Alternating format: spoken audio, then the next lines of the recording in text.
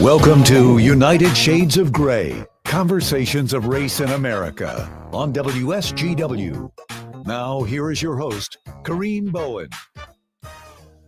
Good afternoon, ladies and gentlemen. Welcome to another edition of United Shades of Gray, Conversations of Race in America. I am in the studio today with this conversation. I'm the only one here. So I want to take the time really just to kind of talk about some things that have been on my mind that I think that are very appropriate considering where we are in history, the time, what's happening in both Washington, in Wall Street, and how that impacts the things that are happening and turning up into our community. I have in the studio with me, sitting in for John B. in the Place to Be, is a producer that actually works with me on our sister station on KISS 107.1 FM, WTLZ, on the show Straight Talk, which airs on Sundays at 6 p.m. It's a live show, and I have with me Matthew. I call him White Soul because he's a white guy with a lot of soul. Matthew, certainly thank you for sitting in today to produce this segment of United Shades of Gray. Yeah, what up, though? How are you doing today? I am doing well. For those of you who aren't out there, Matt has spent a lot of his time growing up. He was in the Detroit, Michigan area, and so he gave me the standard "What up, doe," which is how folks in Detroit correspond. So we will certainly want to thank you for getting in. I want to just take a moment, and today I'm going to really talk about a series of things, but all of these things surround what is happening with this current administration. I've had a lot of firsthand knowledge and experience with some of the things I'm going to talk about. I've been talking with folks who have or who used to work for ICE and just kind of got some of their perspectives. And I said used to because they said, you know what, we got too much humanity to continue to do the work that they've been assigned to do. So that was their perspective. They were excited about signing up and being employed by the federal government in its initial capacity. But their words, not mine. The idea of what needs to take place and the implementation of that idea were very different when they showed up. And so we're going to talk today about this No Kings movement. We're going to really talk about some of the issues that exist out there in the world. We're going to get into this whole thing about what I have been saying since the election, before the election in November, September, October, June of 2024, that this was going to be a defining presidency. And as Joe Biden said, everybody wanted to make fun of him, that we were fighting for the soul of America. We now see that much of that is true. And so I want to get into a lot of that conversation. We're going to talk about it today. So when we talk about this idea of a No Kings movement, we've seen cities across the country really connecting and unifying around the idea and protesting around the concept of no kings. America does not want a king. And this current administration that we're currently working with, when they were first coming in, he kind of used the idea and thought about the concept or threw the concept around of, hey, yeah, what if I were in power forever? The idea of kingship, and toyed with it. One thing that has really proven true that I believe and I've seen happen with this current administration and this president is that, and this is one of the things that I said that I admired because I'm a firm believer that I love when people do what they say in most cases.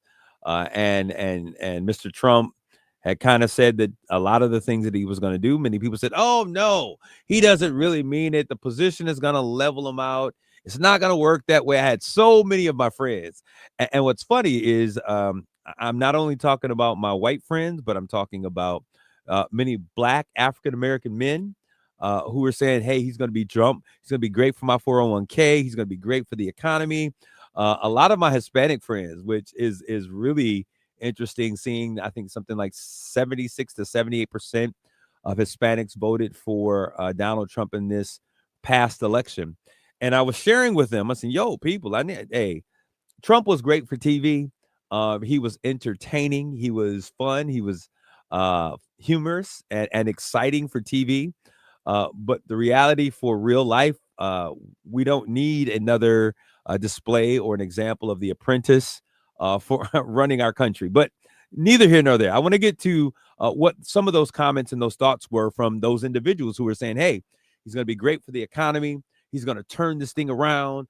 Biden screwed up the economy. And I will lend that to anyone because I am a person who truly believes as I look at our government and our governmental politics, the landscape of politics in this country, that as an African-American man who considers himself an American first, who has roots that lead me back to Africa. We've talked about that my family comes from Bunce Island. I know the ship, the Mary Kate or the Catherine that came over from Senegal and then to Bunce Island, bringing our folks over here. Excuse me, Sierra Leone, not Senegal.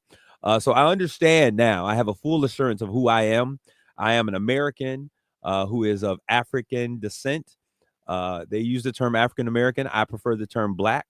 And in talking with folks and hearing them and seeing the things that took place from this first administration, now the second administration with my white Republicans, my Black Republican friends, my Hispanic Republican friends, all who voted for this man because their statement was he was going to, first of all, deal with immigration. That was the number one target.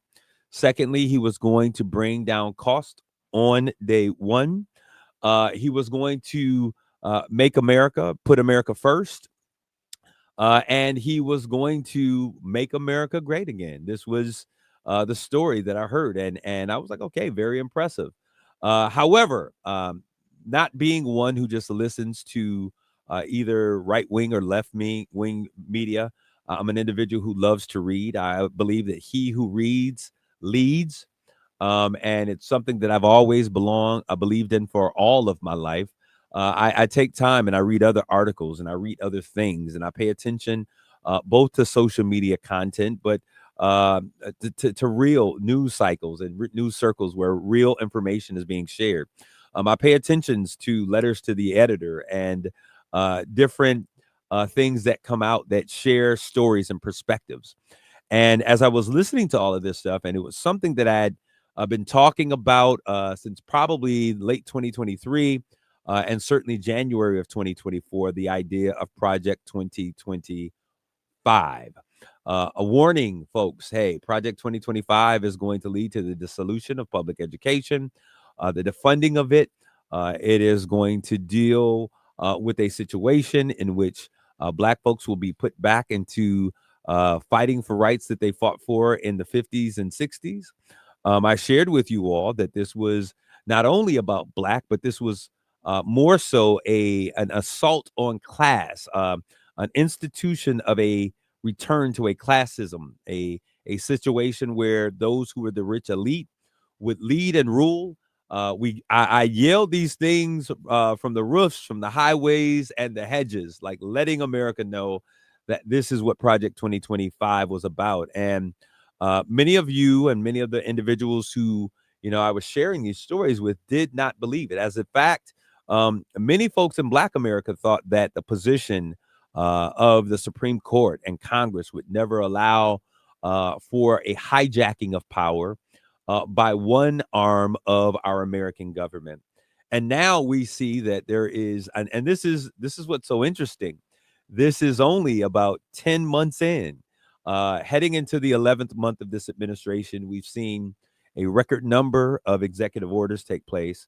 We've seen a changing of how our political system works in a way that we never thought would be in existence. I'm going to tell you quite honestly, even though I was warning people about Project 2025, I thought to myself that there would be more individuals who would stand up, who would speak out, who would have a voice of dissent as it relates to the things that would take place.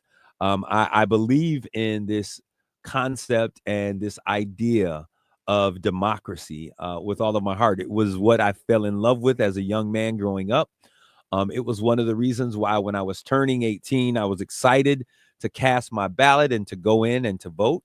And so with all of these things taking place, I thought that this was, something that would be interesting to see how it played out. Even with number 45, now number 47 coming into office, a part of me had a hope that much of what was talked about on campaign trails was more rhetoric, and that, as we have seen with so many other presidents, that the office would settle him in. The office would bring about a sense of, okay, this is now real life.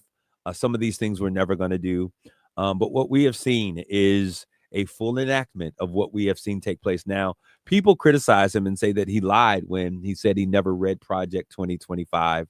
I'm of the opinion that he probably was telling the truth. And I think if I were going to do something, I would make sure that I don't read it.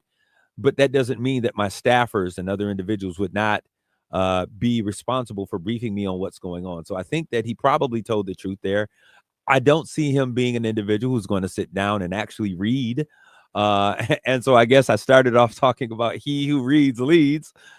In this particular case, I may have made an error in judgment. But what we have seen take place, and now where we are, is worth noting. We have seen an abdication of the entire Congress, the Republican Congress in particular, not necessarily taking on the function, well, not doing it at all, not doing what they were called to do. We see the Supreme Court now taking a very different stance in a way that we have never seen before in our nation. And many of my Republican friends, both white, Mexican, black, brown, whatever, they are all kind of up in arms because what we are seeing is something that is approaching and acting as an autocracy, a rule by rich, just all kinds of, the power and the authority of a single individual and authoritarianism government taking place. I certainly thank those of you who are giving your insight. No one is watching or listening to this. Race Hustler, check the page, 0 likes on every post, DEI at its finest. That's very interesting, and I appreciate your comment, Mr. Ryan Labrie. And it's interesting because I get many people who respond to the conversations that we have here. And we have these conversations because I think it's important that in this nation, which is so racially divided, that we have a place that we can have real conversations and people can speak their mind. And so I appreciate your conversation. And if no one's listening, then I guess, hey, this is an exercise for something that is going to take place greater. That doesn't bother me at all.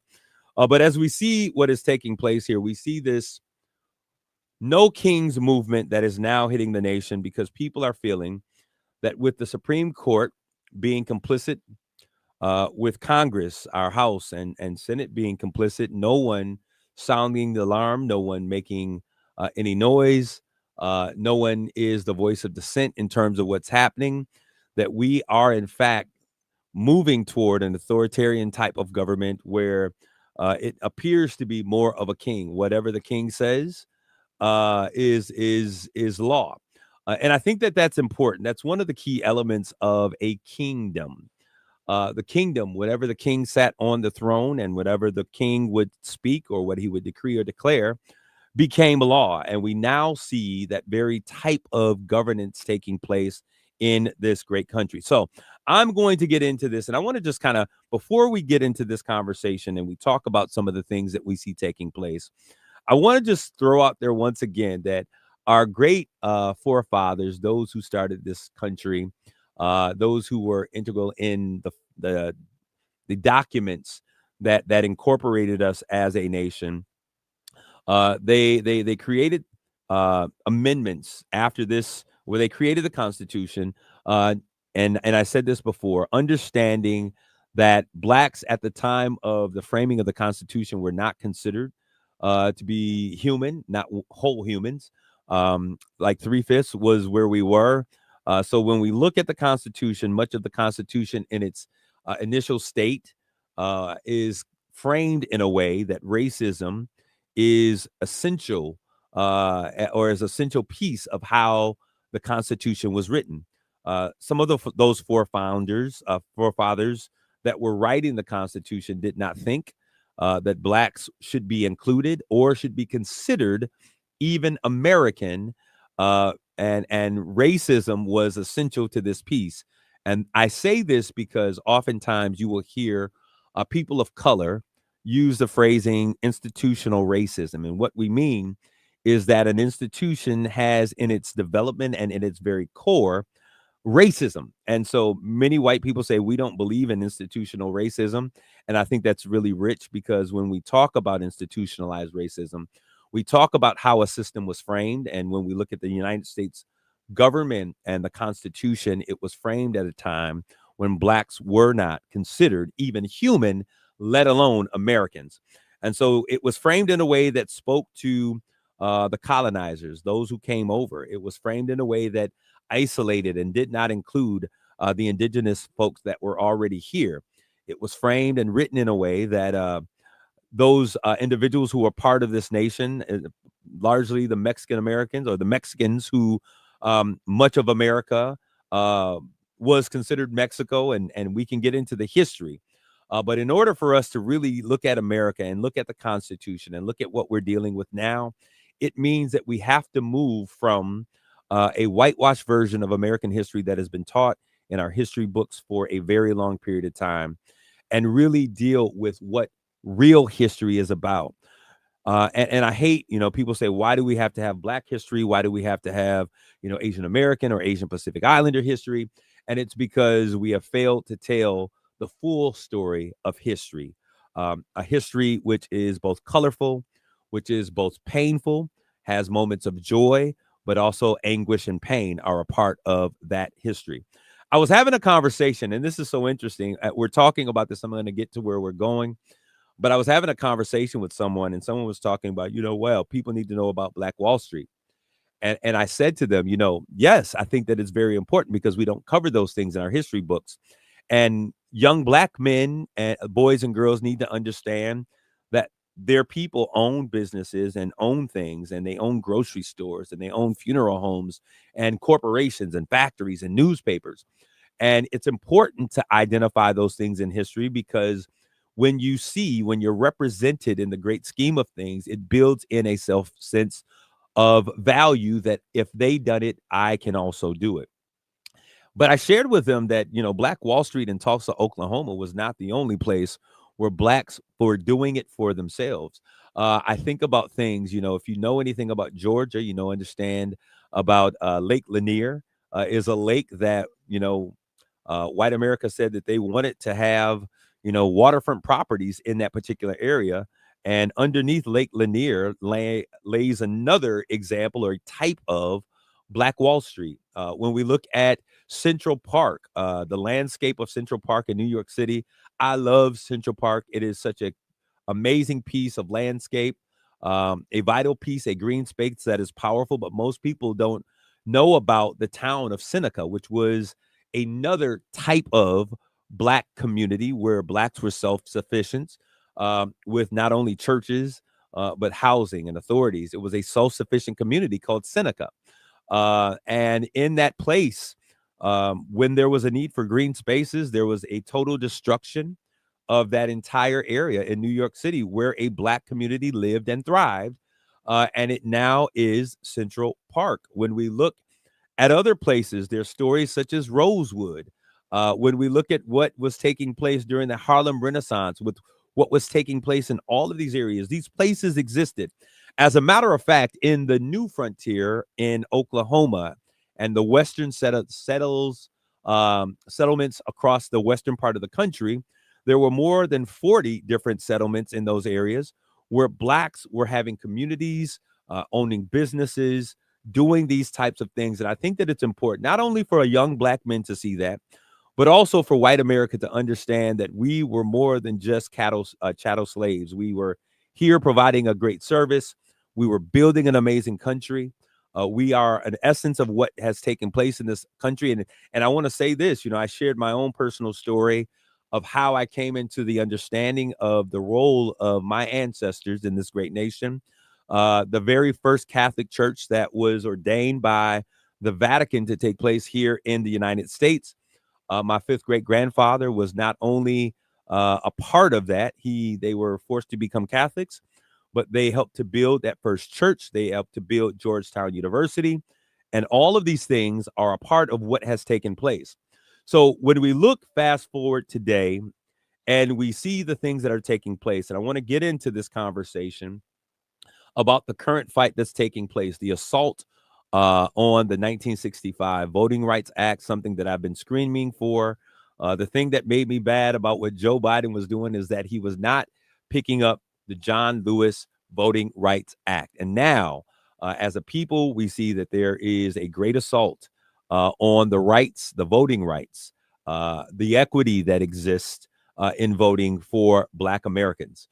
So I want to get into that conversation because I think that the most powerful tool that any individual in this nation has is their right to vote. And your right to vote, the ability to cast your ballot for policies, for individuals, for things that are important for us to move forward, is an essential part of the fabric of America. And when that right is tampered with, when the fairness of your vote and the levity or the ability of your vote, the weight of your vote, is tampered with, we now are dealing with something that is so vital and important to the very fabric of this great nation. When I come back from this commercial break, we're going to get into the depth of those things. We're going to talk briefly about the 13th Amendment, which was the abolition of slavery. We're going to talk about the 14th Amendment, where former slaves and all of those other individuals, those African-American descendants of slave, as well as those indigenous and the Mexican Americans, were brought in to give citizenship. And we'll also talk about the 15th with guaranteed voting rights. We'll take a quick commercial back. We'll be back with more United Shades of Gray.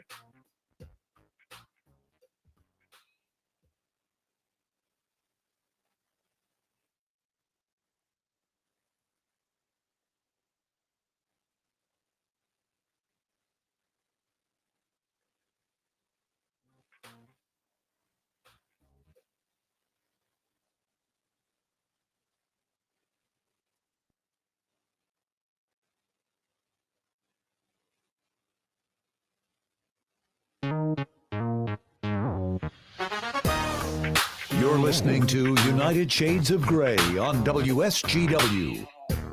This is Kareem Bowen, and we're back with more of United Shades of Gray, conversations of race in America.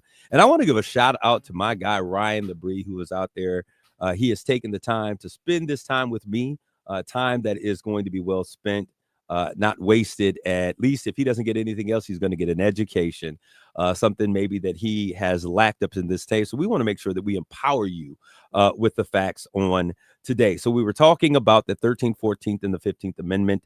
The 13th being the abolition of slavery, the 14th being former slaves were granted rights to citizenship. That's African-American descendants of slave. That's what we mean when we say ADOS. And in addition to that, we saw that same 14th Amendment then be used for those indigenous individuals, as well as Mexicans that were already in the country, and any other individuals that were a part of the fabric of the being at that time that were not given citizenship under the Constitution. And then we want to look at the 15th Amendment with the 15th Amendment with guaranteed voting rights for males who were former slaves. Now, that was something that was important. As we continue through time, we saw that white women and Black women were also given rights to vote.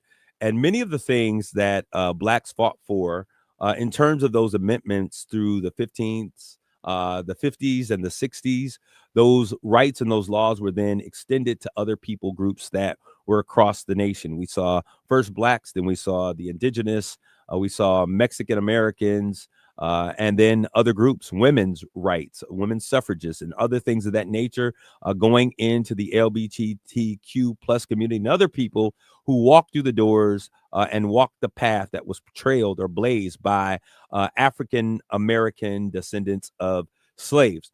And then we saw recently that the Supreme Court ruling that was passed down, the Supreme Court backed President Donald Trump's effort to curtail lower courts orders that hampered his agenda for months in a case related to birthright citizenship. And essentially, when we saw this, Trump is holding events at the White House and situations and having meetings to determine what now is an American citizen. And this is all kind of pulled into this concept of illegal immigration. We've seen what's been taking place with that. My thoughts at the beginning of that is that we would start out with dealing with issues of illegal immigrants. And then eventually, I didn't think that they were the only target, but I thought that the target was a bit more ominous. And with the details of the things that I see taking place now, I think it is very clear. And I think many of my white counterparts who are really just even killed Americans who want America to be a better place. I do believe that we need to have strong borders. I do believe that there should be a pathway to citizenship. I'm not even going to get into that whole conversation, but I think that those things are important. But what we're now seeing is that Americans, people who are American citizens, are now being threatened. They're being harassed. Their due process rights are being overlooked. And we don't see any particular body that is standing up for American citizens who are being harassed, who are being awakened in the dark of night, who are being pulled over on the side of the streets. I told you it would start with those illegal immigrants, and it became legal Mexicans, and now it is Black, which I think is one of the key populations that this government is targeting. And many of my Republican friends who say, you know, Kareem, when you first started saying this, we could not see it. We didn't see it that way, but it's kind of hard to believe that some of what you're saying is actually true. So prior to the ruling, the Supreme Court, the conservative majority on Monday delivered a significant win for Trump's administration's agreement. And this is a while back. They cleared the way for officials to resume deportation of immigrants to third countries without additional due process requirements and all those other things. We then saw a continuation of that conversation where the Supreme Court has basically said that it's okay for us to use race and language as an ethnicity as tools to determine who were American citizens when ICE began to engage. Now, let me tell you why that is so dangerous. And when we look at that is because when we look at individuals that may come to this nation, such as Haitians, who happen to be Black, when we look at individuals such as Dominicans who may come here that are Black, when we look at individuals that are from Puerto Rico, and the understanding that they are American citizens and are protected, but they look other, if you understand what I mean. So it opens up an opportunity, this current decision by the Supreme Court, to otherize an entire group of American citizens that can be lumped in, mistaken for other populations that are in this country. And so when we look at this, we're looking at all of these things taking place. We're looking at this idea of the 14th Amendment, this concept of due process that is now being toyed with. But even more so now, we have moved to a more dangerous state, and that is an attack on the 1965 Voting Rights Act. Let's talk about what's going on. Recently, let me just talk to you guys about what that 1965 Voting Rights Act is. And when we look at this, I think it's important to take into consideration that when we start messing with voting rights, we're messing with the fabric of America. We saw it take place in Texas. The woman, Jasmine Crockett, has been the biggest voice out there, but there are other Black faces and Hispanic faces and other allies that are saying, hey, we cannot do this. A tampering, a gerrymandering is the word of seats for the purpose of getting greater strength for political gain. And what's crazy is that we have moved into a place that we now see, since there will not be accountability or an administration being held by the Supreme Court, that they will not be held accountable by Congress, at least the Republican portion of Congress, that they are being emboldened in how they operate and the things that they do and the things that they say publicly. We're seeing now states taking up the same fight that started in Texas. And we see even, and I don't even agree with what Gavin Newsom did, but he did it in retaliation to make up the difference for what took place in Texas.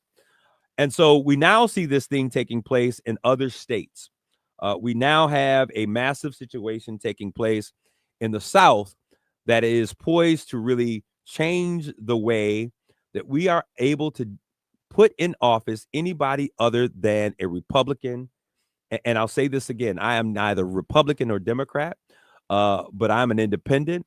I don't believe that either party has in its situation or its structure or its framework really what's important to Black America in this single point of time. But the Voting Rights Act of 1965, this is what it says. It was a landmark federal law that prohibited racial discrimination in voting and it was designed to enforce the voting rights guaranteed by the Constitution. Signed into law by President Lyndon B. Johnson, it banned discriminatory practices like literacy tests and things of that nature that kept folks from voting, provided for federal oversight of voter registration in areas with a history of voter suppression. We see right now a concerted effort and a desire for many people to say, hey, let the states decide. And if we were living in a utopia, in a perfect society, I would be one to say less federal regulation and that the states should decide. And I think that across the board, right? But the reason this law and these regulations and these stipulations and these acts were put into place was because many states in the North said, hey, everyone should be given a right to vote. Let's make this happen. And it wasn't as laissez-faire as it wasn't as such as a free society as that. But I'm simplifying it for the purpose of understanding. We saw many states in the South who were fighting and still reeling from the loss of free labor of African slaves in chattel slavery that were saying, hey, the federal government, we should be able to do what we want to. The federal government can pass rules and regulations, but we are going to keep certain things here because we want to remain in power. We want to move from slavery into Jim Crow laws and the black laws and all those other things. And so the federal government had to then come in to put oversight in place to make sure that the regulations that were now being provisions by the Constitution were enforced. So as we look at this voter suppression and the fight that the states are making to make their own laws is a reversal of many of the rights and the reason and also the reasoning that took place as to why they were incapable of doing it. Power will never be able to police itself. So the act significantly increased political participants for minority groups, especially in the South. Now, let's talk about these key provisions because some of us operate in false information and fake information. The key provisions ban discriminatory practices and outlawed literacy tests, which are a common barrier to voting for Black folks. They were denied the ability to read and write, and they were given literacy tests to see if they were capable and being able to vote. So those were outlawed. We saw federal oversight. It authorized the Attorney General to send federal examiners to register voters in areas where less than 50% of the non-white population was registered. So it put into play a real push to bring into the process, the voting process of those who were historically franchised and were very afraid because if they went to polling stations, they were often given the runaround. Many of their lives were threatened.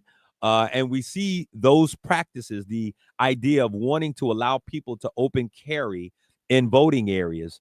We see those regulations coming into place, and those are really threats on people's right to cast a fair and free ballot. We saw a challenge to poll taxes. We saw pre-clearances where certain jurisdictions with a history of discrimination to get federal approval from the Department of Justice or a court before changing their voting laws. Many of the things that we see taking place today, and the impact and the significance of those things is this. It increased political participation.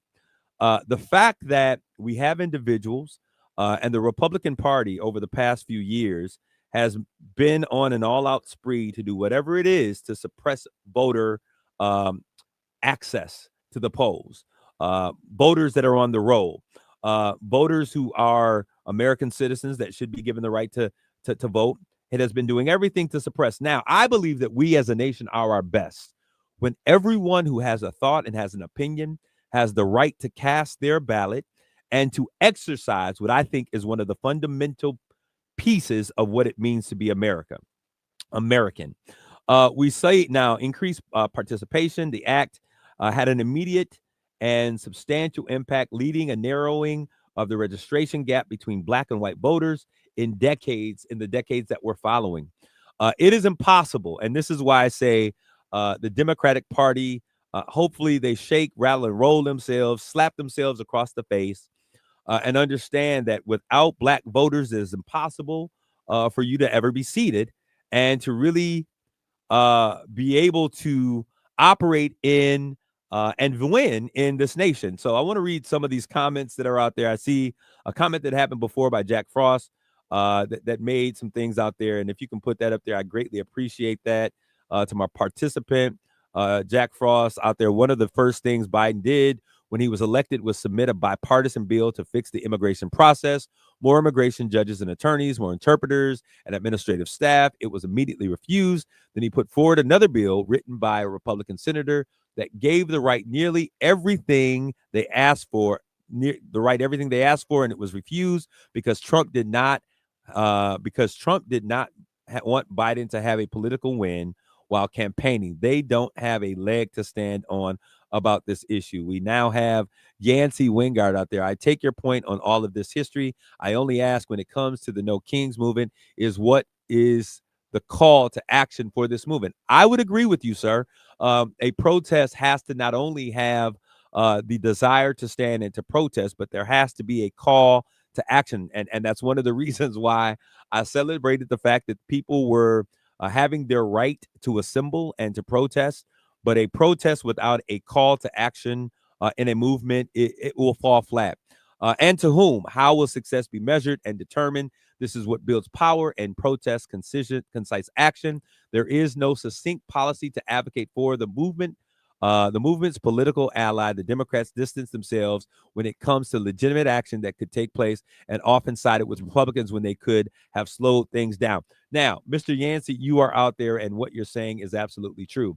That's why I find a lot of fault in this policy. The fact that many Democrats voted for a recognition of any kind for what I consider a self-proclaimed by the actions racist. When I see them standing up and voting for an acknowledgement of what takes place there, many Democrats became complicit in that.